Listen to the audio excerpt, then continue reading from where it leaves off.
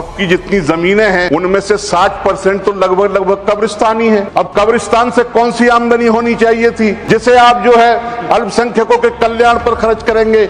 वहाँ तो सिर्फ कब्र खोदने का एक कारोबार होता है। ठीक उस काम में भी आप माहिर हैं। आप समझ रहे हैं कि इस वक्फ बोर्ड पे बिल को लाने से आप मुसलमानों का भला कर देंगे। जोर इस बात पर दिया जाता है कि इस वक्फ की जो संपत्ति है वो बहुत ज्यादा है और उससे आमदनी बहुत कम है। सर, मुस्लिम समुदाय का विकास होगा इस नए वक्फ बिल से। यानी जैसे वक्फ बोर्ड जो है आज का, वो मुसलमानों के विकास में सबसे बड़ा अवरोध है, उसे ये समाप्त करने जा रहे हैं। मैं सर मुसलमानों के विकास में बस चिंता इनकी बता देता हूँ। सर, एक प्री मैट्रिक स्कॉलरशिप होती थी, बंद हो गई। मौलाना आजाद फेलोशिप होती थी, बंद हो गई।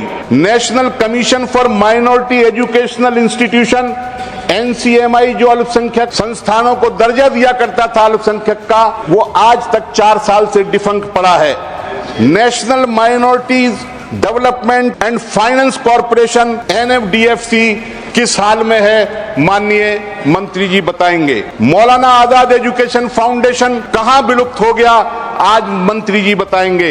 एक संस्था है उर्दू के विकास की, NCPUL national council for the promotion of Urdu language.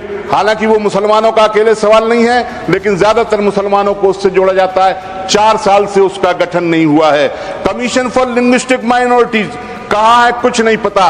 प्रधानमंत्री का नया 15 सूत्रीय कार्यक्रम अल्पसंख्यकों के कल्याण हेतु, उसकी क्या स्थिति है, आप बताइए। आपके मंत्रालय की वेबसाइट के पेज 2-2 साल से 3-3 साल से अपडेट नहीं हुए हैं। आप समझ रहे हैं कि इस वक्फ बोर्ड पे बिल को लाने से आप मुसलमानों का भला कर देंगे। सर, एक बात मैं बिल के बारे में कहना चाहता हूं।